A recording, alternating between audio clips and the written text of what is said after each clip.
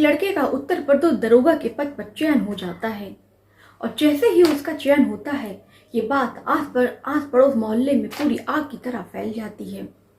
और फैले भी क्यों ना कि जब किसी लड़के का सरकारी पद पर चयन होता है तो घर में खुशी के माहौल के साथ साथ ये खुशियाँ आस पड़ोस में जो भी सुनता है वो भी हैरान हो जाता है। और फिर क्या था, जैसे ही जिसको ये बात पता चलती कि लड़के का पुलिस में चयन हो गया है और वो दरोगा के पद पर उसका चयन हुआ है, तो हर कोई फिर अपने लड़की के रिश्ते लेके भागा दरोगा जी के घर जाता। और इसी तरह जो उनके घर में काफ़ी ज़्यादा भीड़ लगी होती, हर कोई अपनी लड़की का रिश्ता दरोगा जी के साथ तय करना चाहता है। तो इसी तरह हर कोई अपनी लड़की का रिश्ता लेके उनके घर जाता है और इतने में जो उनकी माता जी वो एकदम बिल्कुल परेशान हो जाती हैं।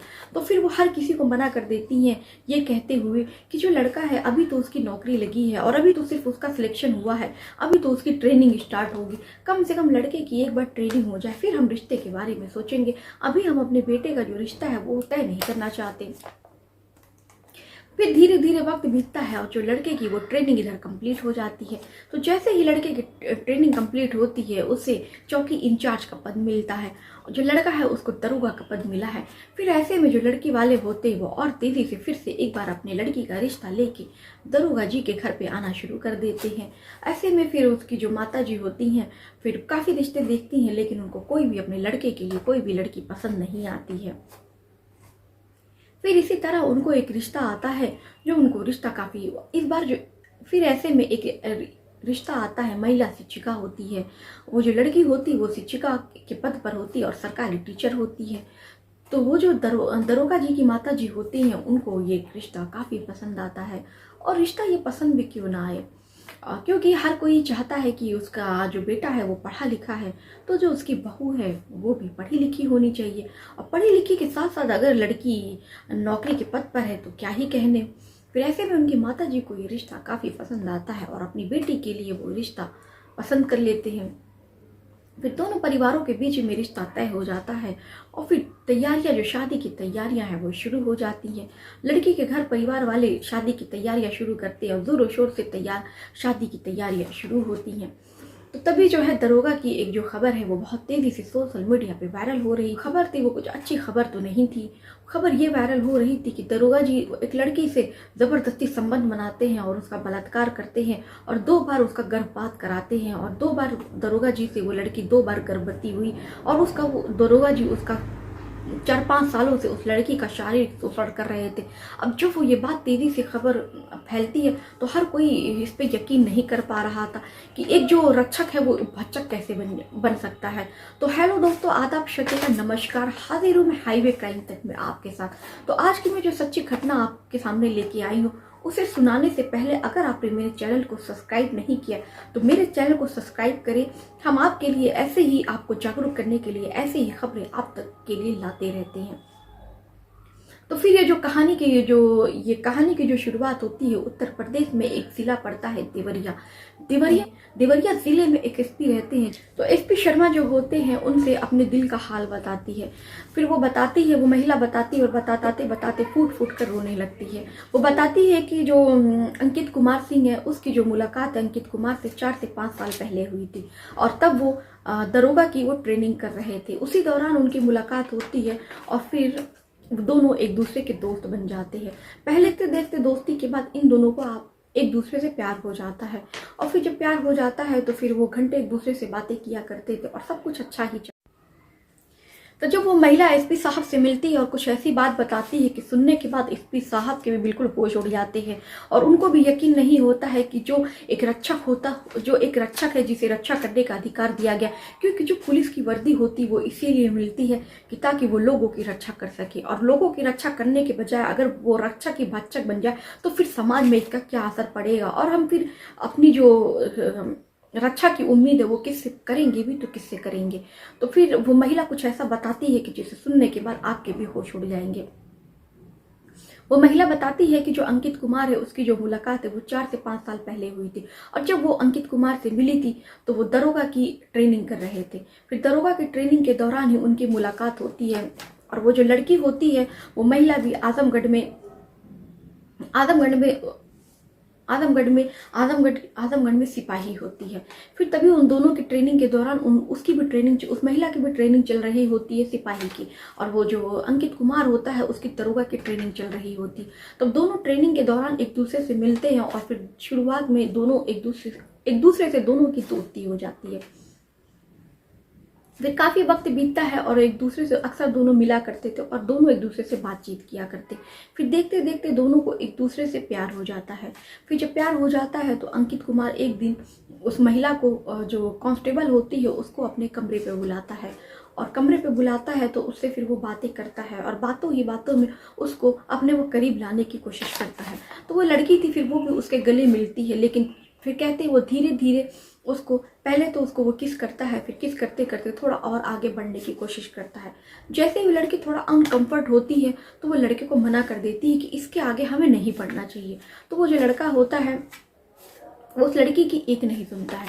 फिर लड़का उससे शारीरिक संबंध बनाने की कोशिश करता है, और जैसे ही उस लड़की को ये बात पता चलती है कि लगता है कि लड़का उसके साथ कुछ ऐसा करने की कोशिश कर रहा है, तो लड़की उसको अब दूर भेज देती है, वो वहाँ से हट जाती। लेकिन जो लड़का होता है वो नहीं मानता है और लड़की के साथ ज़बरदस्ती फिर वो शारीरिक संबंध बनाता है।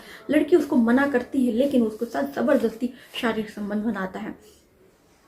फिर जो लड़की थी रोती भी है और उसे कहती है कि ये चीज़ सही नहीं है, हमें शादी से पहले ऐसे कोई भी गलत काम नहीं करना चाहिए। लेकिन लड़का है वो अपनी हवस के आगे उसे कुछ नहीं पूछता है, और वो लड़की का ना रोना वो सुनता है, ना उसकी चीख सुनता है, और उसे ज़बरदस्ती अपनी हवस मिटाने की कोशिश करता है, उसे ज़बरदस्ती शारीरिक संबंध बनाता है, या ये कहिए उस लड़के का वो बलात्कार करता है। फिर वो लड़की उसके बाद से जब वो शारीरिक संबंध बना तो लड़की काफ़ी रोती है। फिर उसको वो चुप कराता है और ये दिलासा देता है कि कोई बात नहीं, इसमें गलत क्या है। हाँ, उसने बोला कि नहीं, शादी से पहले ये सब चीज़ें ठीक नहीं होती हैं। तो वो लड़का कहता कोई बात नहीं, मैं तुमसे जल्दी शादी करूँगा, ऐसा कुछ नहीं कि मैं तुमसे शादी नहीं करूँगा।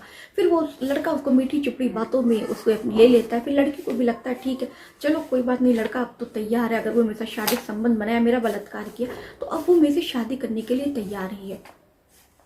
फिर वो ऐसे ही चल रहा होता है कि लड़का उसको बार बार फिर अपने कमरे में बुलाता और उसके साथ शारीरिक संबंध बनाता। लड़कियों को भी लगा कि चलो अब तो हम शादी के बंधन में बंधने वाले हैं, तो इसमें फिर गलत ही क्या है। फिर ऐसे ही करते करते लड़की एक दिन गर्भवती हो जाती है। फिर अंकित कुमार से कहती है कि मैं गर्भवती हूँ, मैं तुम्हारे बच्चे की माँ बनने वाली हूँ, अब हमें शादी कर लेनी चाहिए। तो पहले तो जो वो अंकित कुमार होता है उसका ले जा के गर्भपात कराता है और कहता है कोई बात नहीं, हम जल्दी शादी करेंगे, थोड़ा मुझे वक्त दो, मैं तुमसे जल्दी शादी करूँगा।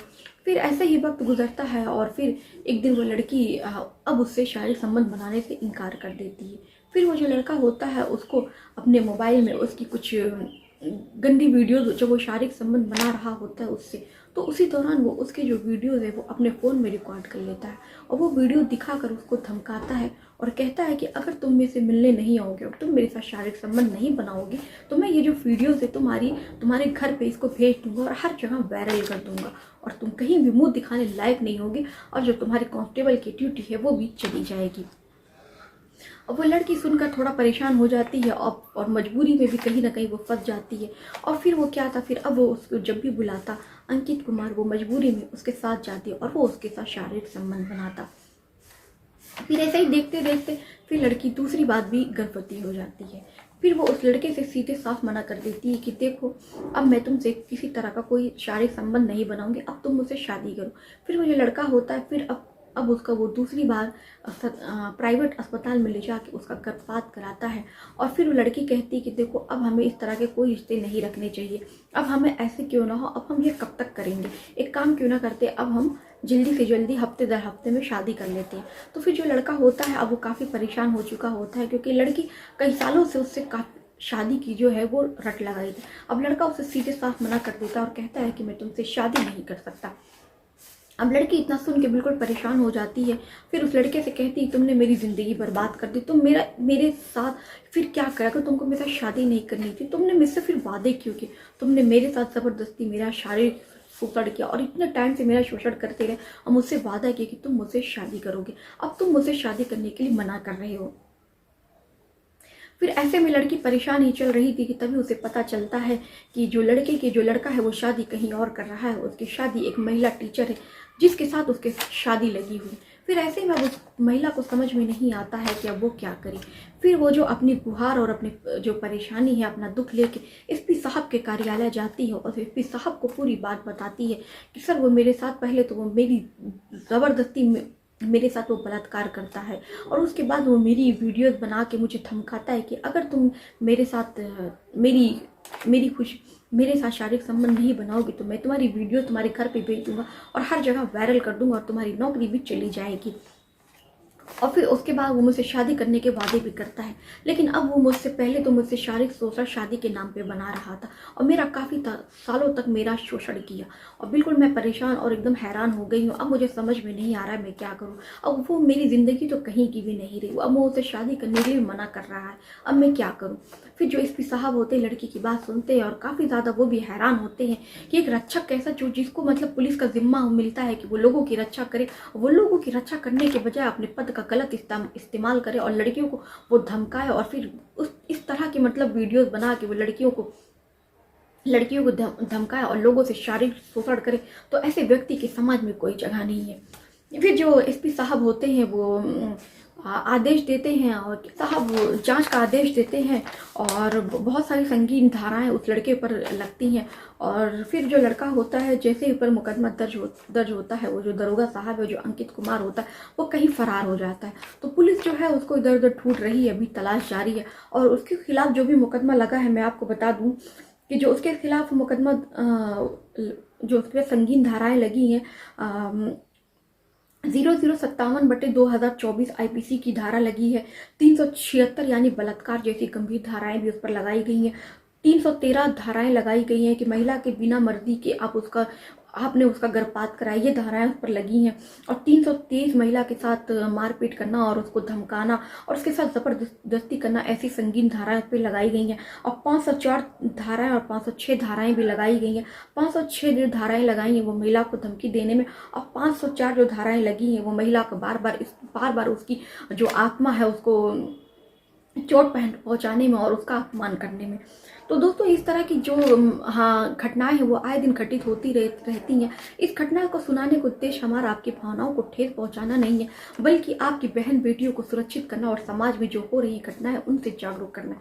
क्योंकि ऐसी जो घटनाएं आजकल देखने को मिलती है तो कहीं ना कहीं उसमें अगर आप गलती देखेंगे तो स्वयं आपकी ही गलती होती। मैंने आज तक जितनी भी आपको घटनाएं सुनाई हूँ उसमें आप अक्सर पाए होंगे कि उसमें किसी न किसी महिला की ही, अक्सर किसी व्यक्ति की ही गलती होती जो उसके साथ इतनी बड़ी दुर्घटना हो जाती है।